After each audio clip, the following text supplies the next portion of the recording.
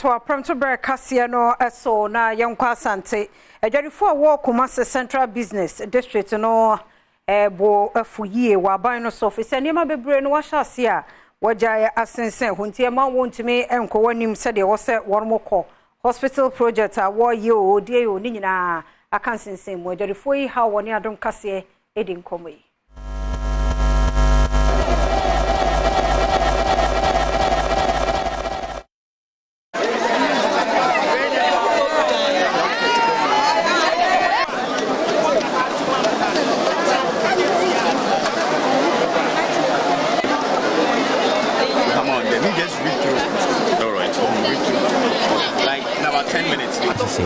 Enu twemu a igwa hodo a womu sie e wo mantemi mu enu nso so atoape kejeti Dubai ni phase 2 enu nso so aka ho ebesi na wonche se eye o mahomete pan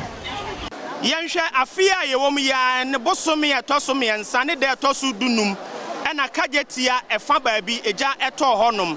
omampanyina bedi akire tutu na namo ba ha ebebo anohoba hodo pii se obeboa ama ya kekere faako a eja atono ebepem nne ya to fasuo atwa ho ahia bibia enkoso ewo ho yenhwe kajetia edwa no ankasa phase 2 enne ya amenugusu amene wo ekasa yi no yagyae ato ho a contractor wa ho to adwuma no se onni sika ode to adwuma no so enti na adwuma yefo nyina wayi won afri kajetia phase 2 aye central market proper no emu a adwuma de bia enkoso enti omampanyina akufo ado wonu abedi akire bawumia momra bonten se mo pese mo kwaso tena ban mu dia asanteman puntu a maja to form no enkopim 4th November moma ye hunu se contractors ene adwuma bia ya to na jeje mo no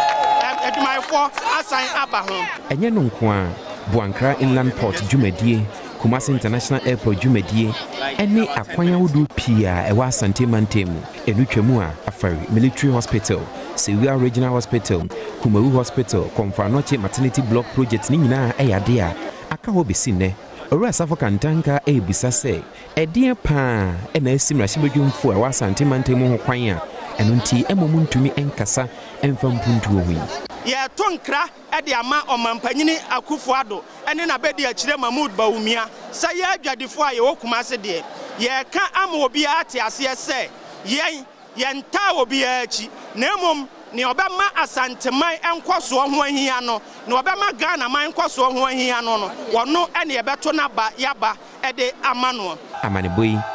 amansanchi ame kwadwo bin mreku edifia asante mantemu ketia